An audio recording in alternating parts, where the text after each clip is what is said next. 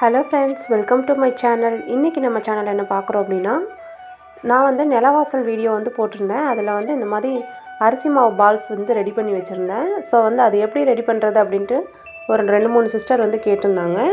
So அவங்களுக்காக வந்து நான் இந்த வீடியோ வந்து ஷேர் பண்ணுறேன். வீடியோ வந்து ஸ்கிப் பண்ணாமல் பாருங்கள். அப்போ தான் வந்து நான் என்ன சொல்ல வரேன் அப்படிங்கிறது புரியும். வாங்க இப்போ வந்து நம்ம வீடியோக்குள்ளே போயிடலாம். நான் வந்து ரேஷன் பச்சரிசி தான் வந்து எடுத்திருக்கேன். உங்களுக்கு வந்து எவ்வளோ தேவையோ நீங்கள் வந்து அதை எடுத்துக்கலாம். நான் வந்து இந்த உலக்கு இருக்குது இல்லைங்களா, இதில் வந்துட்டு நான் 2 இது எடுத்துக்கிறேன். ஏன்னா கொஞ்சம் எக்ஸ்ட்ரா செஞ்சு வச்சிட்டோம் அப்படின்னா கொஞ்சம் நாள் வச்சு யூஸ் பண்ணிக்கலாம். அதுக்காக இப்போ வந்து இதை நல்லா கழுவிட்டு ஒரு 4லேருந்து 5 மணி நேரம் நல்லா வந்து ஊற வச்சுருங்க. அப்போ தான் வந்து அந்த மாவு வந்து நல்லா நம்மளுக்கு நல்லா வலுவலுன்னு கிடைக்கும். அதனால் இப்போ வந்து நல்லா வந்து ஊறிடுச்சு. இப்போ வந்து நம்ம மிக்சியில் போட்டு நல்லா அரைச்சிக்கலாம். மிக்சியில் போட்டு எவ்வளோக்கு எவ்வளோ நம்ம பேஸ்ட் மாதிரி அரைக்க முடியுமோ, அதாவது வலுவலுன்னு அரைக்க முடியுமோ அந்த மாதிரி வந்து நல்லா அரைச்சிக்கலாம். இந்த குருணையாக இல்லாமல் நல்லா வலுவலுன்னு அரைச்சிக்கணும். அதுக்கப்புறம் இந்த மாதிரி ஒரு டப்பு வச்சு வெள்ளை கலர் துணி எடுத்திருக்கேன். இந்த வெள்ளை கலர் துணி என்ன அப்படின்னா, பெரியவங்களாம் கட்டுவாங்க இல்லைங்களா, வெள்ளை வேஷ்டி, இதுதான் வந்து எடுத்திருக்கேன். அந்த வேஷ்டியை வந்து அந்த டப்பு மேலே வந்து போட்டுக்கலாம். இப்போ வந்து நம்ம அரைச்சி வச்சுருக்கிற அந்த மாவை வந்து நம்ம இதில் ஊற்றிக்கலாம். கீழே வந்து நம்ம டப்பு வச்சுருக்கனால அந்த தண்ணியெல்லாம் வந்து கீழே இறங்கும். ஸோ வந்து அதனால தான் வந்து நம்ம கீழே வச்சுட்டு மேலே அந்த வெள்ளை துணியில் வந்து நம்ம அந்த மாவை ஊற்றுறோம்.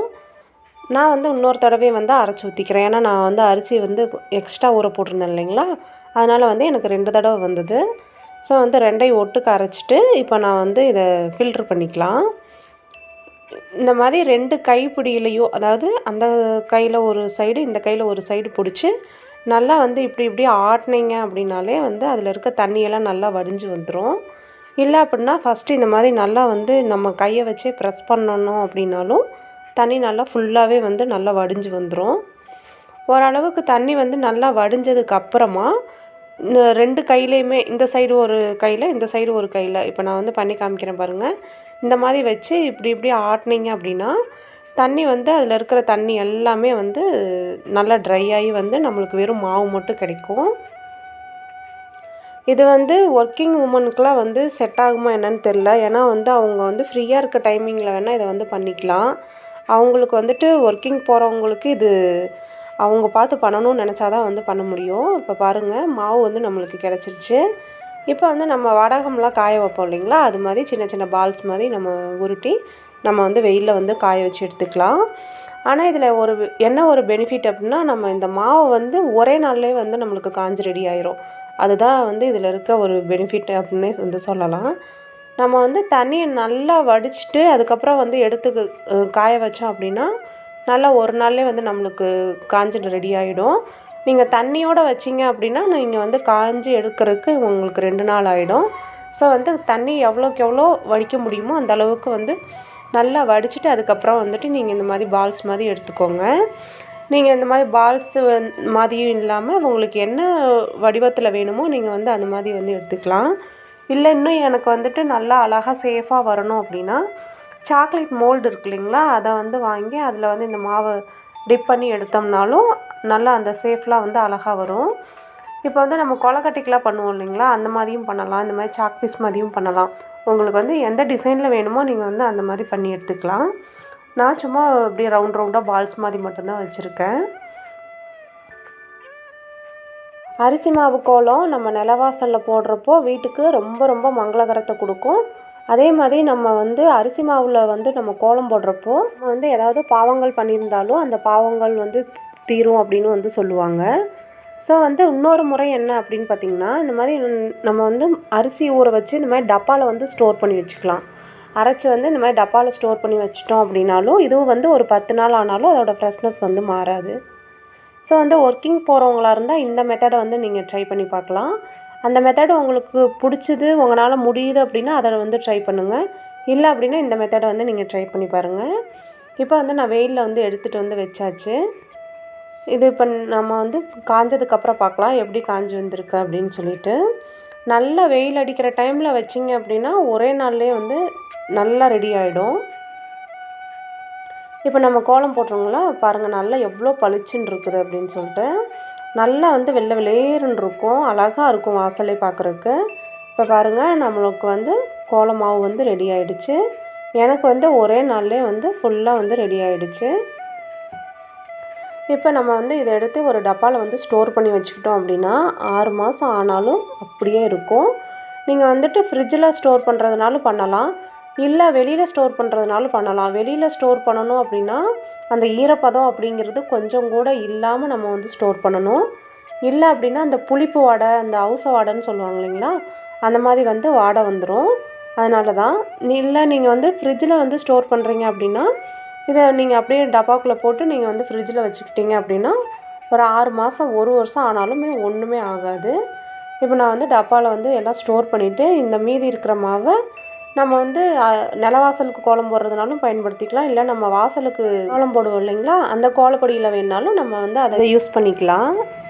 உங்களுக்கு இந்த கோலம் மாவு பண்ணுறதுக்கு கஷ்டமாக இருக்குது அப்படின்னா, அதாவது அந்த வெள்ளை துணியில் போட்டு பண்ணுறதுக்கு கஷ்டமாக இருக்குன்னா, இந்த அரிசி ஊற வச்சு நீங்கள் அரைச்சி இந்த மாதிரி டப்பாவில் ஊற்றிட்டிங்கன்னா உங்களுக்கு தெரியும்னு நினைக்கிறேன், மாவு தனியாக தண்ணி தனியாக நிற்கிது இல்லைங்களா, இந்த மாதிரி வந்துட்டு நீங்கள் நைட்டு டப்பாவில் ஊற்றி வச்சிட்டிங்க அப்படின்னா காலையில் அதாவது ஃப்ரிட்ஜில் வச்சிடணும்.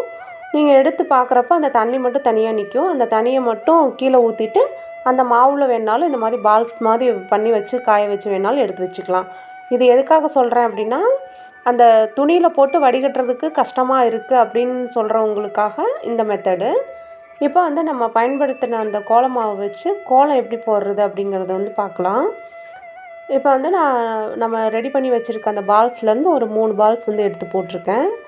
இப்போ வந்து இதை தண்ணி வந்து ஊற்றிருக்கேன். இந்த கோலம் மாவு வந்து நல்ல ஒரு பாசிட்டிவ் எனர்ஜி கொடுக்கணும் அப்படின்னா இதில் வந்து நான் வந்து கொஞ்சம் பச்சை கற்பூரம் வந்து சேர்த்துக்கிறேன்.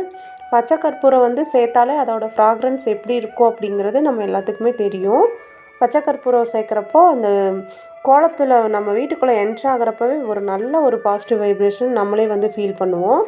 ஸோ அதனால தான். அதே மாதிரி நீங்கள் பூஜை ரூம் எல்லாத்துலேயுமே வந்து இந்த மாதிரி நீங்கள் கோலமாவை வச்சு நீங்கள் வந்து கோலம் போட்டுக்கலாம். நம்ம வீடே வந்து ஒரு நல்ல ஒரு மங்களகரமாக இருக்கிற மாதிரி இருக்கும். இந்த மாதிரி ஒரு சின்ன துணியை வச்சு இப்போ நம்ம எப்படி கோலம் போடுறது அப்படிங்கிறத வந்து பார்க்கலாம். நம்ம இந்த 4 விரல் இருக்குது இல்லைங்களா, அதில் வந்து இந்த மோதிர விரல் இருக்குது இல்லைங்களா, நம்ம மோதிரம் போடுற விரலில் இந்த கிளாத்தில் வச்சு ப்ரெஸ் பண்ணணும் அப்படின்னா அந்த கிளாத் வழியாக நம்மளுக்கு வந்து அந்த அரிசி மாவு வரும். இதை வச்சு தான் வந்து நம்ம இப்போ கோலம் போட போகிறோம். அவ்வளோதாங்க. அந்த மோதிர விரலில் வச்சு ப்ரெஸ் பண்ணிங்க அப்படின்னா அழகாக கோலம் வந்துடும். ஃபஸ்ட்டு போடுறதுக்கு கொஞ்சம் கஷ்டமாக தான் இருக்கும், அதுக்கப்புறம் வந்துட்டு அதுவே வந்து பழகிடும், அப்படியே ரொம்ப அழகாக வரும். இப்போ வந்து நான் எனக்கு தெரிஞ்ச அளவுக்கு நான் வந்து ஒரு கோலம் வந்து போட்டு காமிக்கிறேன் பாருங்கள். நான் வந்து எதுக்காக இந்த டைல்ஸில் வந்து போட்டு காமிக்கிறேன் அப்படின்னா, உங்களுக்கு வெள்ளை கலர் டைல்ஸாக இருந்தாலுமே நீங்கள் வந்து இந்த அரிசி மாவில் கோலம் போடுறப்போ நல்லா பளிச்சுன்னு தெரியும். இப்போ நான் வந்து லைட் ப்ளூ கலர் டைல்ஸில் தான் எங்கள் வீட்டில் இருக்குது. ஸோ அதில் தான் வந்து போட்டு காமிச்சிருக்கேன். இது காஞ்சதுக்கப்புறம் பாருங்கள் எவ்வளோ பளிச்சுன்னு இருக்குது அப்படின்ட்டு. இப்போ வந்து நம்ம இதிலையே வந்து கலர் கோலமாகவும் நம்ம வந்து ரெடி பண்ணிக்கலாம். அது எப்படி அப்படிங்கிறத வந்து பார்க்கலாம். நம்ம வந்துட்டு அந்த பால்ஸ்லேயும் ரெடி பண்ணலாம், ஆனால் வந்து கலர் அந்த அளவுக்கு வராது. அதனால் நான் வந்து இந்த மெத்தடு தான் வந்து ஃபாலோ பண்ணுறேன். இப்போ நம்ம எடுத்து வச்சுருக்கிற அரிசி மாவுலே நம்மளுக்கு வந்து மீதி இருந்தது இல்லைங்களா, அதவே வந்து 3ஆக டிவைட் பண்ணியிருக்கேன்.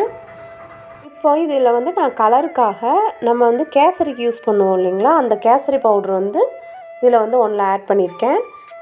உங்களுக்கு வந்து கலராக வேணும்னு நினச்சா இந்த மெத்தட் வந்து யூஸ் பண்ணிக்கோங்க. இல்லை எனக்கு கலர்லாம் வேண்டாம் அப்படின்னு நினச்சிங்க அப்படின்னா வெள்ளை கலரும் மஞ்சள் கலரும் குங்குமம், அதாவது மஞ்சள் குங்குமம், அந்த கலருக்கு மட்டும் மஞ்சளை ஒரு இதுலேயும் குங்குமத்தை ஒரு இதுலேயும் வந்து நீங்கள் யூஸ் பண்ணியிருந்தீங்க அப்படின்னா அந்த 3 கலர் மட்டும் வரும். இல்லை நான் கலர் கோலம் போடணும் அப்படின்னு நினச்சிங்கன்னா இந்த மெத்தட் வந்து நீங்கள் யூஸ் பண்ணிக்கலாம். ஒன்றில் வந்து கேசரி பவுட்ரு வந்து ஆரஞ்சு கலர் கலந்துருக்கேன், ஒன்றில் வந்து உஜாலா நீலம் இருக்குது இல்லைங்களா, அதை வந்து கலந்துருக்கேன். இப்போ வந்துட்டு நம்மளுக்கு ஆரஞ்சு கலரும் ப்ளூ கலரும் வந்து ரெடி ஆகிடுச்சு. இப்போ வந்து பச்சை கலர் கேசரி பவுட்ரு வந்து நான் வந்து வச்சுருக்கேன், அதில் வந்து நான் வந்து மிக்ஸ் பண்ணிக்கிறேன். இப்போ வந்து நம்மளுக்கு பச்சை கலர் வந்து ரெடி ஆகிடும். அதே மாதிரி கேசரி பவுடர்லேயே மஞ்சள் கலர் இருக்குது. ஸோ வந்து அந்த மஞ்சள் கலரை வச்சு நம்ம மஞ்சள் கலர் வேணுனாலும் வந்து நம்ம ரெடி பண்ணிக்கலாம். இப்போ நான் வந்து 4 கலர் வந்து ரெடி பண்ணியிருக்கேன். இந்த 4 கலரை வச்சு நம்ம எப்படி கலர் கோலம் போடலாம் அப்படிங்கிறத வந்து பார்க்கலாம். இந்த மாதிரி கலர் கோலம் போடுறப்போ நல்லா அழகாக இருக்கும். சாமி முன்னாடியெல்லாம் வந்து நம்ம போட்டோம் அப்படின்னா சாமி ரூமே வந்து ரொம்ப அழகாக தெரியும். இப்போ பாருங்கள், இந்த பச்சை கலர் வச்சு தான் இப்போ நான் போட்டுட்ருக்கேன். ரொம்ப ரொம்ப சூப்பராக இருக்கும். நீங்களும் வந்து இந்த மெத்தடை வந்து நீங்கள் ட்ரை பண்ணி பாருங்கள். கலர் கோலப்பொடியில் போடுறதுக்கு நம்ம அரிசி மாவுலேயே வந்து இந்த மாதிரி அழகாக கலர் கோலம் போடலாம். நிலவாசலில் போட்டாலும் அழகாக இருக்கும், பூஜை ரூமில் போட்டாலும் அழகாக இருக்கும். ஸோ வந்து நம்மளோட அதுவும் இல்லாமல் நம்ம பச்சை கற்பூரம் கலந்துருக்கிறனால நல்ல ஒரு பாசிட்டிவாக இருக்கும். நீங்கள் வந்து இதை கண்டிப்பாக வந்து ட்ரை பண்ணி பாருங்கள். நம்ம வந்து அரிசி மாவில் கோலம் போடுறது நம்மளோட 7 தலைமுறை சாபமும் நீங்கும் அப்படின்னு சொல்கிறாங்க. அதனால் வந்து இந்த வீடியோ நான் வந்து ஷேர் பண்ணினதுக்கு காரணமே இதை பார்த்துட்டு நிறைய பேர் வந்து வீட்டு வாசலில் கோலம் போடணும், அதுவும் அரிசி மாவில் கோலம் போடணும் அப்படிங்கிறதுக்காக தான் நான் வந்து இந்த வீடியோ ஷேர் பண்ணியிருக்கேன். முடிஞ்ச அளவுக்கு எல்லாமே வந்து அரிசி மாவில் வந்து கோலம் போடுங்க. அந்த ப்ளூ கலர் பாருங்கள், ரொம்ப அழகாக இருக்குது அந்த நீளத்தில் போட்டது.